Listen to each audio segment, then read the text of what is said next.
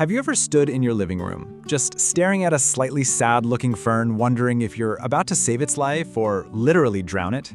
Well, you are definitely in the right place.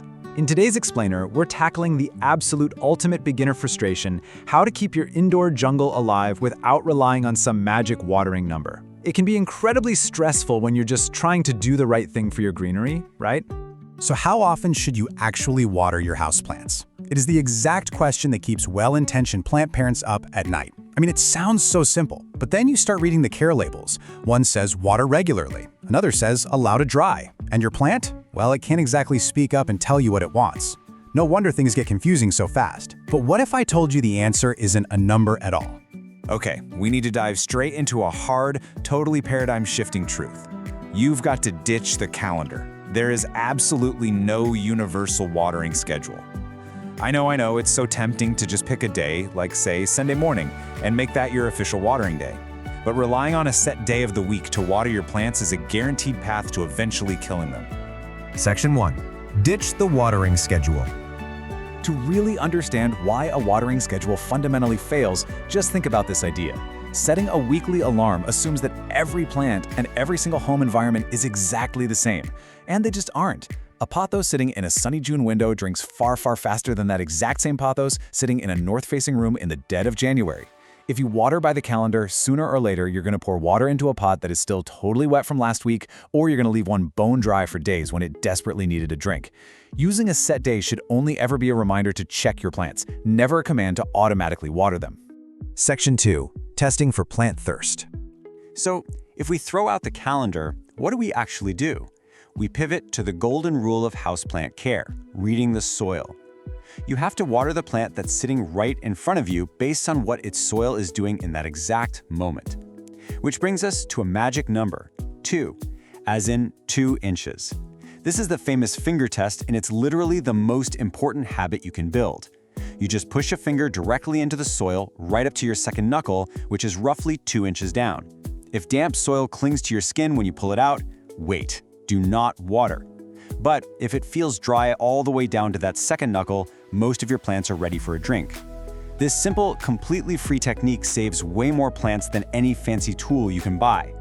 But hey, we can use our other senses too. Along with the finger test, you should really start lifting your pots. A freshly watered pot is heavy. It's loaded down with all that moisture. But a dry pot, it feels surprisingly, almost hollowly light in your hands. If you spend just a week doing the finger test while lifting the pots at the exact same time, your brain will start to recognize what a thirsty plant actually feels like. It's incredibly fast, and it saves you from digging in the dirt every single time. Now, while your fingers are for sure your best tools, a moisture meter is fantastic if you happen to have a massive plant collection to get through. It's also great for deep, decorative pots where your finger just physically can't reach the root zone. They take all the guesswork out of those really big containers and self-watering setups, checking the moisture way down deep where it actually matters. Section 3. Variables that change the clock. We also need to talk about the hidden variables that are constantly messing with your plant's internal clock. Just picture the contrast here. Brighter light and warm weather speed up a plant's growth, right? Which means the soil naturally dries out way faster. But the pot matters just as much. A porous, breathable terracotta pot bakes dry incredibly quickly. Now contrast that with a large, thick plastic pot sitting in a shady, cool corner during the winter. Plastic traps moisture, so a tiny seedling in clay on a sunny windowsill is on a completely different timeline than a massive plant in a plastic pot in a dark room. And of course, the plant's own biology is a huge factor. Succulents and snake plants literally store their own water right inside their leaves. They absolutely want their soil to dry out completely. On the flip side, things like ferns and calatheas, they prefer to stay lightly moist basically at all times. Knowing which biological camp your plant sits in is vastly more important than any set number of days on a generic store label. Section 4. The right way to water. Okay, so you've done the finger test, you've lifted the pot, and you've confirmed the soil is officially dry. It is time to water. But there is a right way and a very wrong way to physically execute this. Here are the steps for a perfect watering session. Step 1, you want to pour slowly until water actively runs out from the bottom drainage holes, and then stop. Step 2, this ensures you let the entire root ball soak, and this is vital. Giving it a quick little splash on top every few days only wets the top inch of soil, leaving those deeper roots totally parched. And finally, step 3, empty the saucer after about 15 minutes. That last step, emptying the saucer, is absolutely critical. Leaving a pot standing in a full saucer of water is the absolute quickest path to root rot. And root rot is a deadly condition where the roots literally suffocate from sitting in soggy, oxygen-deprived soil. This is exactly why a pot with no drainage holes at all is a massive hazard. If your pot doesn't drain, that is the very first thing you need to fix. Section 5. Overwatered or underwatered? Look, even with all this knowledge, mistakes happen to the best of us. And when they do, it leads to the most common beginner trap of all: misdiagnosing a struggling plant. When we see a sad plant, we almost always assume it's thirsty, and we instinctively drown it. But often, more water is the exact opposite of what it needs. Let's compare the vital signs. If you've overwatered, you're going to see yellowing lower leaves, a soft or even mushy stem base, and the soil is going to stay wet for days. The leaves might just feel limp. But if it's underwatered, you're looking for dry, crispy edges. The soil might literally be shrinking away from the sides of the pot. And crucially, an underwatered plant will perk right back up an hour after a good drink.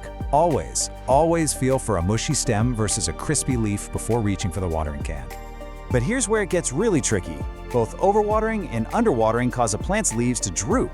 I know, it's incredibly confusing. That's why the soil itself is your ultimate diagnostic tiebreaker. It settles the argument. If the plant is drooping and the soil is wet, stop immediately and check those roots. If the plant is drooping and the soil is totally dry, go ahead and give it a drink. Section 6.